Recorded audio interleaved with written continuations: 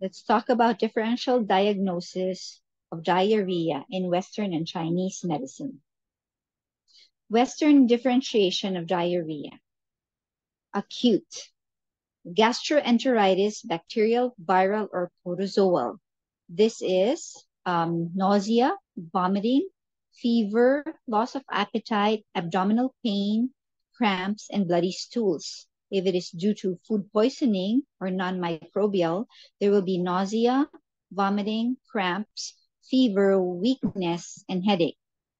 If it is caused by medications causing diarrhea, um, they may be taking antibiotics, laxatives, thyroxine, and digitalis. If diarrhea is chronic, it may be an irritable bowel syndrome. So they may have chronic frequent diarrhea, may be alternating with constipation, pain after eating, distension, and flatulence. If it is malabsorption syndrome, there's food intolerance, bloating, flatulence, growth failure, or weight loss.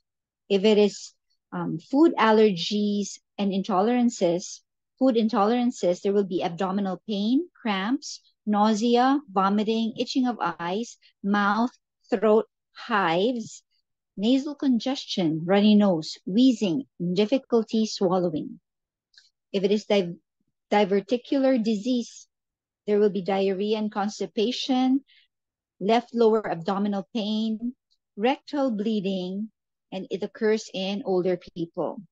If this is bowel cancer, then there will be diarrhea and or constipation, blood in stools, anemia, abdominal pain, intestinal obstruction, and weight loss.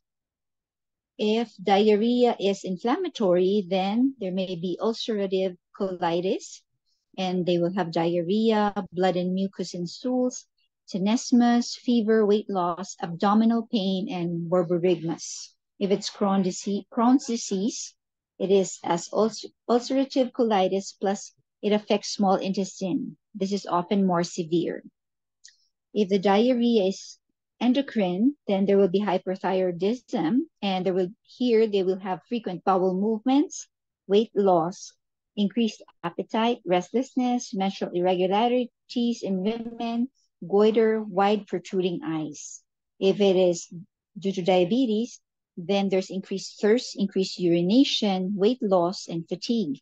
If it is Addison's disease, they will have chronic diarrhea, extreme weakness, fatigue, weight loss, nausea, vomiting, darkening of skin, and mouth lesions. Now let's go to the Chinese differentiation of diarrhea. Diagnostic questioning will be according to first type. If it is explosive, then it's external pathogen heat toxin. If it is frequent watery stools, it is spleen kidney yang deficiency. If it is foul smelling, this will be damp heat or retention of food. If it is alternating with constipation, it may be liver qi invading spleen. If it is mucus, then there's damp phlegm.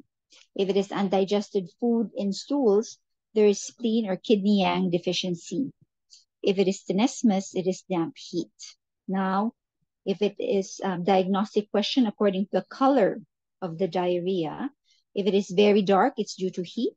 If it's very watery, it's cold or qi yang deficient. If it is pale yellow or green, damp heat in the liver or gallbladder. Third, if it is timing, the diarrhea is early in the morning, then it may be a spleen kidney yang deficiency. If after eating, it is spleen qi deficiency. And other accompanying symptoms, if there's cramping pain that precedes it, then there's stagnation of liver qi, damp heat, summer heat. If there's pain afterwards, after the diarrhea, then there's deficiency. If there's abdominal pain or borborygmi, then there is food retention.